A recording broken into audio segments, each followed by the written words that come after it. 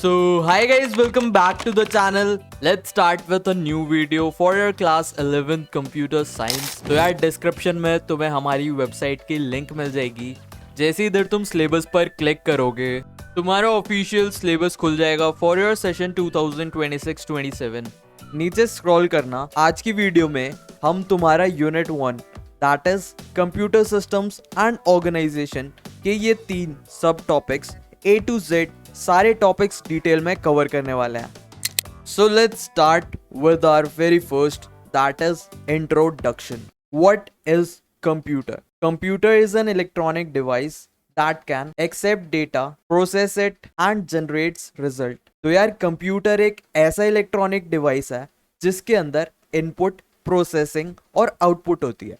ये तुम बचपन से पढ़ते आ रहे हो। फॉर एग्जाम्पल तुमने कभी कैलकुलेटर यूज करा हो तो उसमें इनपुट तुम कैसे देते हो? बटन प्रेस कर कर। फिर कैलकुलेटर के अंदर कुछ प्रोसेसिंग होती होगी, मतलब जो भी तुमने बटन प्रेस करे हैं उसकी कैलकुलेशन होती होगी और लास्ट में तुम्हारी स्क्रीन पर आउटपुट तुम्हें शो हो जाता है। So this is what computer does, input, processing and output. It consist of hardware, physical parts and software, instructions और प्रोग्राम्स। तो यार कंप्यूटर किन चीजों से मिलकर बना है? सबसे पहले तो हमारे पास हार्डवेयर, ऐसी चीज जिसे हम टच कर सकते हैं। फिजिकल पार्ट्स, तुम्हारी डेस्कटॉप की स्क्रीन, तुम्हारा माउस, कीबोर्ड हो गया, तुम्हारा सीपीयू का कैबिनेट हो गया, ऐसी चीजें जिन्हें तुम टच कर सकते हो। एंड सॉफ्टवेयर जिन्हें तुम टच नहीं कर सकते, जैसे अभी तुम फोन या फिर पीसी के अंदर यूट्यूब ऐप पे ये वीडियो देख रहे होगे तो यूट्यूब एक सॉफ्टवेयर हो गया। तो ऐसे डिवाइसेस जिसके अंदर हार्डवेयर और सॉफ्टवेयर दोनों होते हैं और जिसके अंदर इनपुट, प्रोसेसिंग और आउटपुट होती है, ऐसे डिवाइसेस को हम क्या बोलते हैं? कंप्यूटर। आउट डेप्थ में पढ़ते हैं इनपुट, प्रोसेसिंग एंड आउटपुट को। So first we have is input devices. Devices used to give data to computer. कुछ भी डेटा तुम्हें कंप्यूटर को देना है तो तुम किसके हेल्प से देते हो? इनपुट डिवाइसेस की हेल्प से। तुम्हें कुछ टाइप, कुछ कैरेक्टर इनपुट करवाना है तो तुम कीबोर्ड यूज करते हो। तुम्हें कहीं क्लिक करना है तो तुम माउस यूज करते हो। तुम्हें डॉक्यूमेंट्स वगैरह स्कैन करवाने हैं तो तुम स्कैनर यूज करते हो। तुम्हें कंप्यूटर के अंदर ऑडियो भेजनी होती है तो तुम माइक्रोफोन का यूज करते हो। ये कुछ ऐसे डिवाइसेस हैं जो कि ह्यूमन अंडरस्टैंडेबल डेटा को कंप्यूटर अंडरस्टैंडेबल फॉर्म में कन्वर्ट कर देते हैं। ऐसे डिवाइसेस को हम क्या बोलते हैं? Input devices. Next we have is output devices. These are the devices used to get results from computer. अब मान लो तुम्हें कंप्यूटर से आउटपुट चाहिए। तुम्हें देखना है कि कंप्यूटर ने प्रोसेसिंग कर कर क्या दिखाया, तो तुम क्या यूज करते हो? Output devices. ऐसे डिवाइसेस जो कि कंप्यूटर अंडरस्टैंडेबल फॉर्म को एक ऐसी फॉर्म में कन्वर्ट करे जो ह्यूमन समझ सकते हैं। जैसे मॉनिटर पर हमें कुछ भी आउटपुट दिखता है, प्रिंटर की हेल्प से हम पेपर पर आउटपुट ले सकते हैं, स्पीकर की हेल्प से हम साउंड सुन सकते हैं। ऐसे डिवाइसेस जिससे कंप्यूटर से डेटा ह्यूमंस के पास आ रहा हो उसे हम क्या बोलते हैं? Output devices. इनपुट डिवाइसेस के एग्जांपल हो गए तुम्हारे keyboard, mouse, microphone. And output devices के एग्जांपल हो गए तुम्हारे मॉनिटर, प्रिंटर या फिर स्पीकर्स। तो यार ऊपर से नजर घुमा लो, चलते हैं नेक्स्ट टॉपिक पर।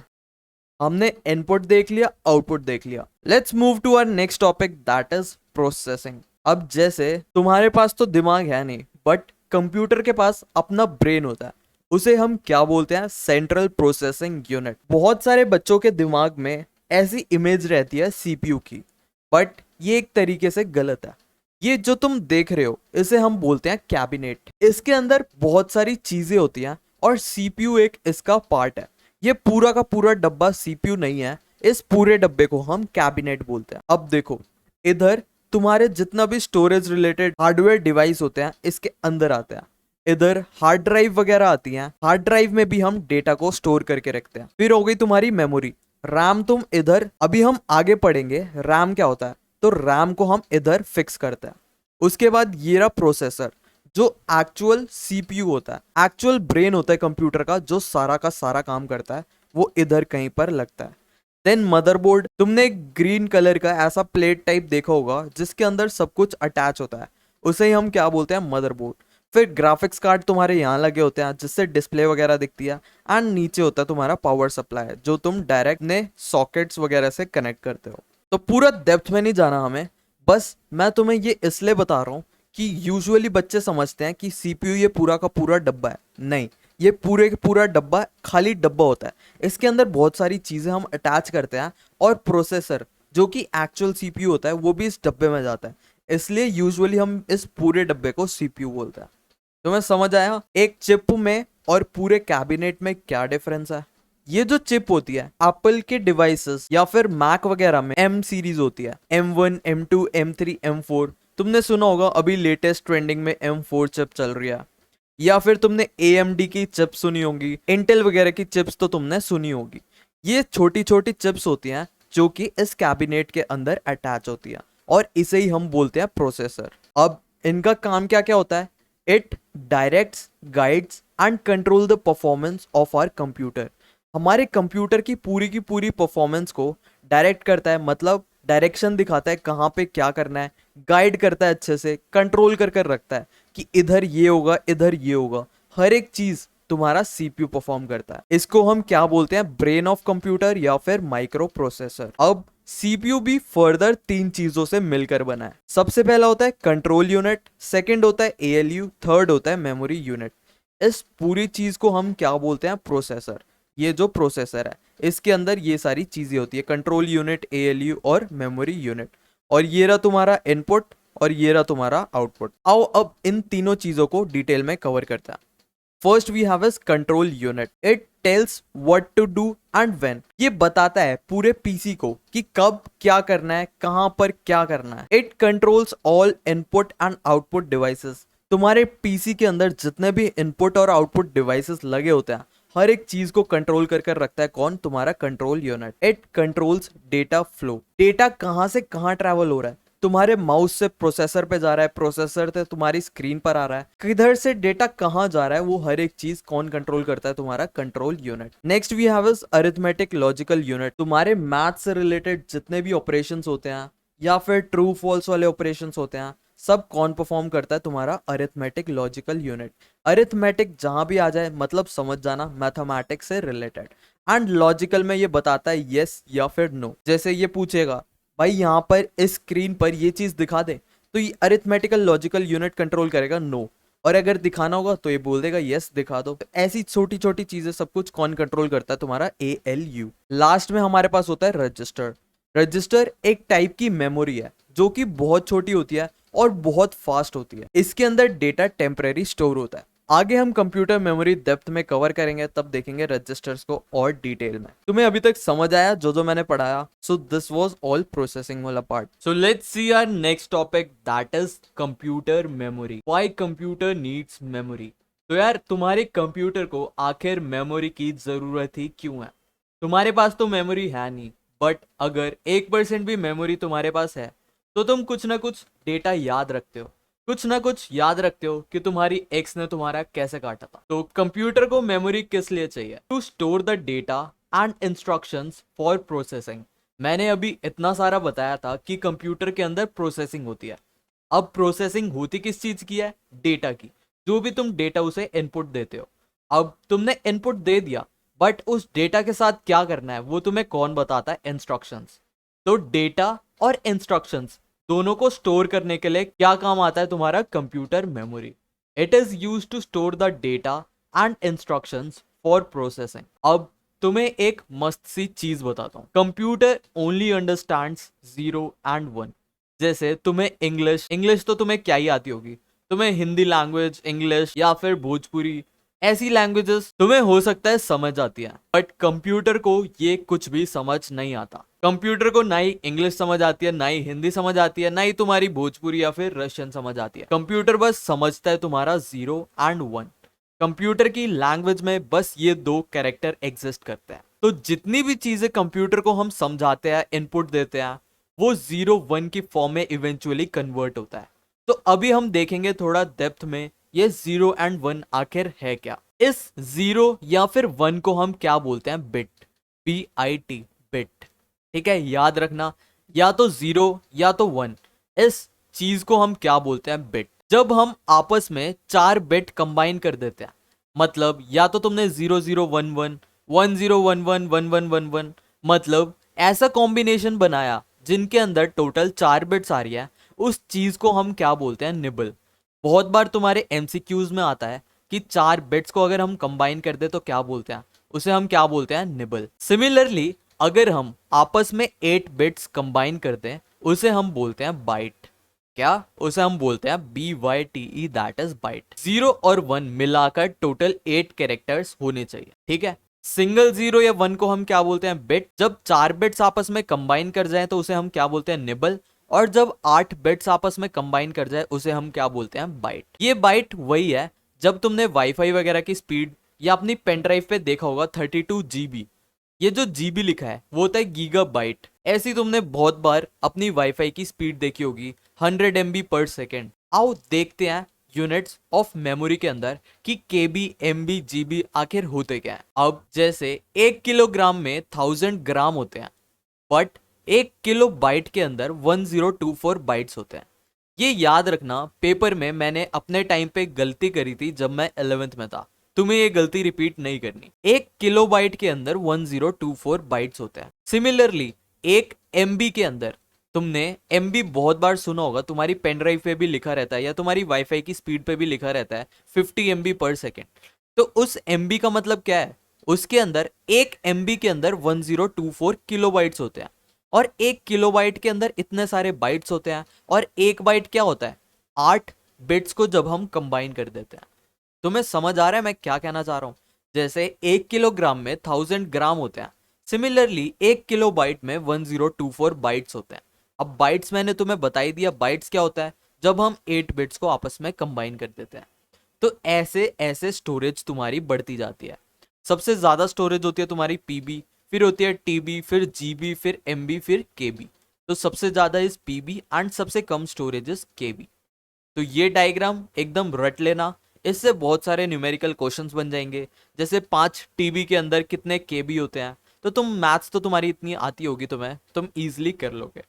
बाकी ये रहा एक टेबल। एक बिट के अंदर या तो 0 हो सकता है या 1 हो सकता है। एक बाइट के अंदर 8 बिट्स होते हैं। एक केबी के अंदर 1024 बाइट्स होते हैं। एक एमबी के अंदर 1024 KB and so on. So this was your units of memory. Next topic, memory के टाइप्स। कंप्यूटर के अंदर किस किस टाइप की मेमोरी होती है। फर्स्ट होती है प्राइमरी, या फिर इसे हम मेन मेमोरी भी बोलते हैं। Programs and data are loaded into primary memory before processing. तो यार प्राइमरी और मेन मेमोरी ऐसी मेमोरी है जिसे सीपीयू डायरेक्ट एक्सेस करता है।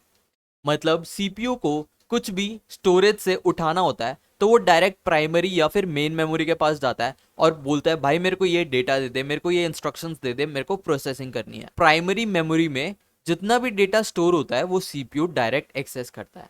अब प्राइमरी मेमोरी 2 टाइप की होती है, रैम एंड रोम। ये तुमने जूनियर क्लासेस में पढ़ा होगा। रैम की फुल फॉर्म होती है रैंडम एक्सेस मेमोरी। रोम की फुल फॉर्म होती है रीड ओनली मेमोरी। रैम के अंदर जो भी डेटा स्टोर होता है वो टेम्परेरी स्टोर होता है, जब तक के लिए काम होता है तब तक बस डेटा स्टोर होता है, बाद में डिलीट हो जाता है। बट रोम के अंदर जो भी स्टोरेज होता है वो परमानेंट होती है। रैम वोलाटाइल होती है, मतलब अगर तुम मान लो कंप्यूटर में कुछ काम कर रहे हो और तुम्हारी लाइट चली गई तो रैम के अंदर जितना भी डेटा स्टोर था वो सारा डिलीट हो जाएगा, वो सारा डिलीट हो जाएगा। बट यही तुम्हारा रोम होता तो data as it is store रहता, क्योंकि वो नॉन वोलाटाइल है। अब रैम तुम्हें नॉर्मल प्रोसेसिंग या फिर नॉर्मल ऑपरेशंस परफॉर्म कराने हैं तो रैम यूज होती है। बट जब भी तुम कंप्यूटर स्टार्ट करते हो, तुम्हारा ऑपरेटिंग सिस्टम स्टार्ट होता है, जैसे विंडोज स्टार्ट होती है, या फिर तुम बहुत अमीर हो तो तुम्हारा मैक स्टार्ट होता है। तो जो भी स्टार्टिंग तुम्हारे पीसी को स्टार्ट करने के लिए नीड्स होती हैं, जितने भी सॉफ्टवेयर ऑपरेटिंग सिस्टम वगैरह के लिए, वो किस चीज का यूज लेते हैं, रोम का। तो इन दोनों का डिफरेंस रट कर चले जाना, बहुत बार एग्जाम्स में आता है। अब हमने प्राइमरी मेमोरी देख ली। Next type we have is secondary memory. जैसे नाम से पता चल रहा है, दूसरी मेमोरी। इसके अंदर डेटा हम परमानेंटली स्टोर करके रखते हैं। इट इज नॉन वोलाटाइल, मतलब लाइट जाने के बाद भी डेटा यहाँ पर स्टोर रहता है। Larger storage capacity. अब तुमने बहुत बार सुना होगा HDD या फिर SSD। तो ये सारे किस टाइप के होते हैं, सेकेंडरी मेमोरी। अब मान लो तुम्हारे पास इतनी बड़ी मेमोरी है, अब इतना सा पार्ट तुम्हारा सीपीयू यूज करता है, बाकी बचा कुचा तुम्हारा सेकेंडरी मेमोरी होता है। तो सेकेंडरी मेमोरी मान लो एक पूरा का पूरा गार्डन है और गार्डन के अंदर एक छोटा सा रूम है तो सीपीयू को जितनी भी नीड्स होती है वो सारा डेटा उस रूम में मंगाता है और फिर यूज करता है, और सेकेंडरी मेमोरी तुम्हारा पूरा गार्डन हो गया जिसमें बहुत सारा डेटा स्टोर है। It can not be directly access by CPU, तो सीपीयू डायरेक्ट बस प्राइमरी या फिर मेन मेमोरी को एक्सेस करता है, सेकेंडरी को नहीं करता। इसके एग्जाम्पल क्या क्या हो गए, तुम्हारे एचएसडी हो गए, तुम्हारा एसएसडी हो गया, तुम्हारे हार्ड डिस्क, पेन ड्राइव्स, ये सारे किसके टाइप से, सेकेंडरी मेमोरी के अंदर। तो यार ऊपर से नजर फेर लो। Let's move to our next topic. Third type की मेमोरी होती है हमारे पास कैश। तुमने अपने फोन में देखा होगा बहुत बार लिखा होता है क्लियर कैश। तो कैश होता क्या है, very fast between CPU and RAM, it stores frequently use data. तो तुम्हारे फोन के अंदर जो तुम एप्स बहुत रेगुलर बेसिस पे यूज करते हो, तो वो बैकग्राउंड में कुछ ना कुछ छोटी छोटी चीजें स्टोर करके रख लेता है, जिससे नेक्स्ट टाइम वो तुम ऐप ओपन करते हो तो वो एकदम क्विकली ओपन हो जाता है। तो कैश का बस यही काम होता है, जो भी तुम रेगुलर या फिर फ्रीक्वेंटली यूज करते हो उसे स्टोर करके रखता है, ताकि सीपीयू को बार बार रैम के पास जाना ना पड़े। सीपीयू डायरेक्ट चले जाएगा कैश के पास और जल्दी से ओपन कर देगा, वरना अगर वो रैम के पास जाएगा तो उसे टाइम लग जाता है। तो कैश इन दोनों के बीच में होता है, प्राइमरी मेमोरी और सीपीयू के बीच में होता है, और ये ऐसी चीजें स्टोर करके रखता है जो तुम रेगुलर बेसिस पे यूज करते हो। इसका पर्पस मेन क्या है, तुम्हारी स्पीड इंक्रीज करना। Next topic you guys have is software. Software तो तुम्हें पता ही होगा होता क्या है। जैसे तुम्हारे फोन के अंदर एप्स होते हैं, तुम्हारे विंडोज के अंदर सॉफ्टवेयर होते हैं। Collection of instructions is called programme. अब तुम फर्दर चैप्टर्स में पाइथन लैंग्वेज पढ़ोगे। पाइथन के अंदर हम एक इंस्ट्रक्शन क्रिएट करते हैं। इंस्ट्रक्शन मतलब हमें कंप्यूटर से क्या कराना है उसे हम बोलते हैं इंस्ट्रक्शन। अब बहुत सारे इंस्ट्रक्शन को जब हम कंबाइन कर दे उसे हम बोलते हैं प्रोग्राम। एक प्रोग्राम कुछ स्पेसिफिक काम करता है, और जब हम बहुत सारे प्रोग्राम को आपस में मिला दे तो वो एक पूरा का पूरा सॉफ्टवेयर बन जाता है। जैसे तुम्हारे कंप्यूटर के अंदर कोई सा भी सॉफ्टवेयर ले लो, जैसे एमएस पेंट ले लो। एमएस पेंट के अंदर तुम बहुत सारी चीजें कर सकते हो। जैसे तुम ब्रश की हेल्प से कुछ ड्रॉ कर सकते हो, इरेजर की हेल्प से कुछ मिटा सकते हो। तो जैसे ब्रश एक इंस्ट्रक्शन हो गया, तुम्हारा इरेजर एक इंस्ट्रक्शन हो गया, फिर जब हम उन दोनों को कंबाइन कर दे एक प्रोग्राम बन गया। अब उसके अंदर एक फीचर होता है, तुम फाइल को सेव भी कर सकते हो, तुम डिलीट भी कर सकते हो, तो वो एक दूसरे टाइप का प्रोग्राम हो गया। जब हम ऐसे आपस में बहुत सारे प्रोग्राम कंबाइन कर दे तो वो एक पूरा का पूरा सॉफ्टवेयर बन जाता है। सॉफ्टवेयर की हेल्प से हम कंप्यूटर के अंदर कुछ भी कोई स्पेसिफिक टास्क परफॉर्म कर सकते हैं। It specifies what and how to perform a task. तो यार सॉफ्टवेयर के अंदर सब कुछ कोड लिखा होता है कि कोई सा टास्क कैसे परफॉर्म करना है, कब करना है, किस डिवाइस को करना है, हर एक चीज मेंशन होती है। जब तुम सॉफ्टवेयर इंजीनियरिंग करोगे या फिर सॉफ्टवेयर इंजीनियर बनोगे तो तुम्हें यही सॉफ्टवेयर्स, मोबाइल ऐप्स वगैरह बनानी पड़ती है। अब सॉफ्टवेयर के भी टाइप्स होते हैं। First we have a system software. It maintains the system resources. तुम्हारे कंप्यूटर के अंदर जितने भी रिसोर्सेस हैं, तुम्हारा माउस कैसे कनेक्ट है तुम्हारे सीपीयू से, तुम्हारा कीबोर्ड कैसे कनेक्ट है, तुम्हारा माइक कैसे कनेक्ट है, इनपुट डिवाइस प्रोसेसर तक जाएगा कैसे, हर एक चीज कौन हैंडल करता है, तुम्हारा सिस्टम सॉफ्टवेयर। ये कंप्यूटर और हार्डवेयर को आपस में कनेक्ट करता है। इसके अंदर क्या क्या होते हैं, सबसे पहला तो हो गया ऑपरेटिंग सिस्टम।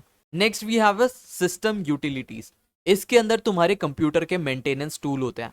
जैसे तुम्हें अपना डिस्क क्लीन करना है, या फिर तुम्हारे अगर पीसी में वायरस आ जाए तो तुम्हें एंटीवायरस चाहिए होगा, तो ऐसे मेंटेनेंस टूल्स सिस्टम यूटिलिटीज के अंडर आता है। Third we have a device drivers. तुम्हारे डिवाइस को अपडेट रखने के लिए, हार्डवेयर जितने भी कनेक्ट है उन्हें अपडेट रखने के लिए, और ऑपरेटिंग सिस्टम से वो हार्डवेयर कैसे कम्युनिकेट कर पाएंगे। तुमने प्रिंटर कनेक्ट किया, बट प्रिंटर का सॉफ्टवेयर भी तुम्हें इंस्टॉल करना पड़ेगा ताकि तुम प्रिंटर से कनेक्ट कर पाओ।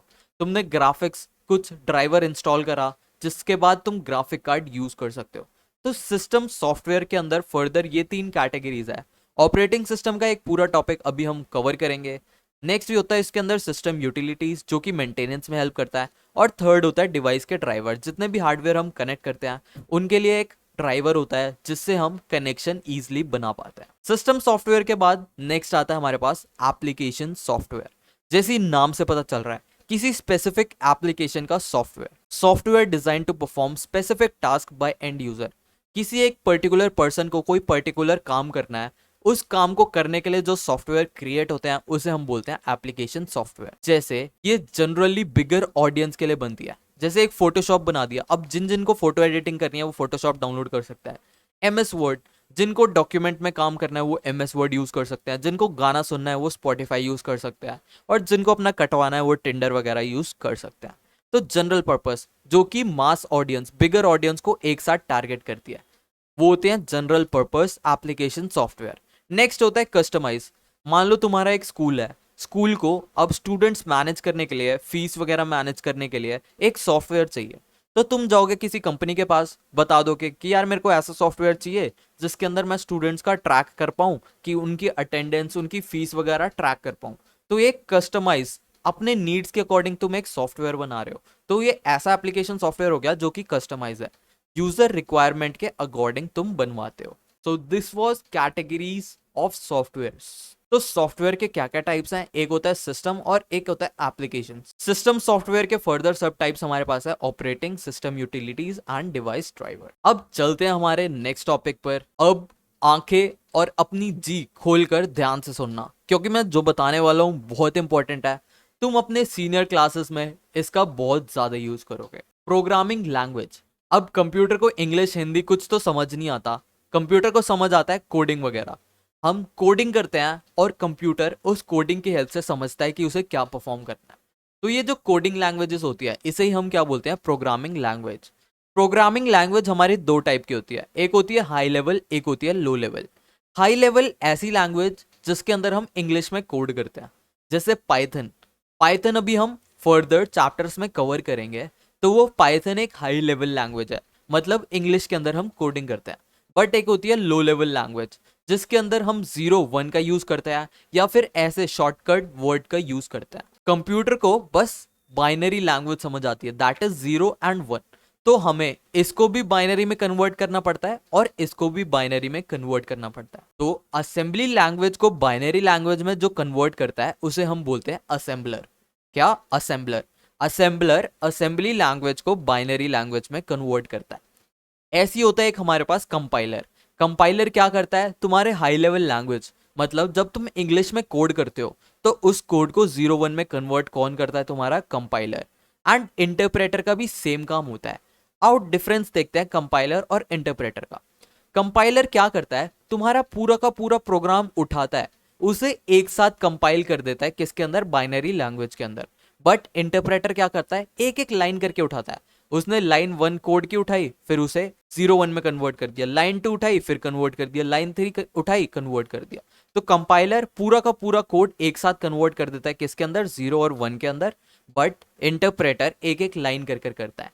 तो जब हम पाइथन चैप्टर 5 तुम्हारा कवर करेंगे तो ये बहुत ज्यादा डेप्थ में हम कवर कर रहे होंगे। सो ये टॉपिक्स तुम्हारे सिलेबस में मेंशन था, इसलिए मैंने तुम्हें बता दिया। आओ चलते हैं तुम्हारे नेक्स्ट टॉपिक पर, दैट इज ऑपरेटिंग सिस्टम। अब ऑपरेटिंग सिस्टम तो तुमने बहुत बार सुना ही होगा कि विंडोज है, मैक है या फिर लिनक्स है। आओ देखते हैं इसकी definition. It acts as intermediary between hardware and software. तो तुम्हारे जितने भी हार्डवेयर डिवाइसेस होते हैं और जितने भी सॉफ्टवेयर होते हैं उनको आपस में कनेक्ट कौन करता है, तुम्हारा ऑपरेटिंग सिस्टम। मान लो तुम्हारे पास विंडोज होगी नहीं, तो तुम अपने स्पीकर या फिर कीबोर्ड माउस को लगा भी लोगे पीसी के अंदर, तो देखोगे कहाँ पे वो आपस में कनेक्शन बैठेगा कैसे। वो सारा का सारा कनेक्शन तुम्हारा कौन बैठाता है, operating system. It manages all resources, memory, processors, security etcetera. जितने भी तुम्हारे रिसोर्सेज होते हैं, जितनी मेमोरी होती है अलग अलग टाइप की, अभी हमने देखी थी, तुम्हारे कंप्यूटर के अंदर जितने प्रोसेस चल रहे हैं, जितनी सिक्योरिटी रिलेटेड काम है, सब कुछ कौन मैनेज करता है, तुम्हारा ऑपरेटिंग सिस्टम। तभी तुम्हारे ऑपरेटिंग सिस्टम इतने महंगे आते हैं। तुमने कभी देखा होगा विंडो डलवाने के लिए तुम्हारे 11-12 हज़ार रुपए तुमसे मांगते हैं। वो विंडो होती क्या है, एक्चुअल ऑपरेटिंग सिस्टम होती है, क्योंकि वो इतना सारा काम करती है इसलिए वो इतनी महंगी होती है। अब डेप्थ में देखते हैं ऑपरेटिंग सिस्टम के क्या क्या फंक्शंस होते हैं। पहला होता है प्रोसेस मैनेजमेंट। जितने भी प्रोग्राम्स तुम्हारे कंप्यूटर में ऑलरेडी चल रहे हैं सबको हैंडल करता है। जैसे अभी तुम फोन में अगर ये वीडियो देख रहे हो तो तुम्हारी वीडियो भी प्ले हो रही है, साथ साथ ऑडियो भी चल रही है, साथ साथ अगर कुछ कॉल आ जाए तो तुम कॉल भी देख सकते हो, उठा सकते हो, बात कर सकते हो। तो इतने सारे प्रोसेस एक साथ चल रहे हैं, तो तुम्हारे फोन के अंदर एंड्रॉयड या फिर iOS सब कुछ हैंडल एक साथ कर रहा है। देन तुम्हारी मेमोरी, जितने भी मेमोरी होती है, रैम हो गया, तुम्हारा कैश हो गया, हर एक चीज कौन मैनेज करता है, तुम्हारा ऑपरेटिंग सिस्टम। फिर फाइल सिस्टम, तुम्हारे फोन या फिर पीसी के अंदर इतने सारे फोल्डर होते हैं, फाइल होते हैं, किसको कहाँ स्टोर करना है, हर एक चीज सब मैनेज कौन करता है, तुम्हारा ऑपरेटिंग सिस्टम।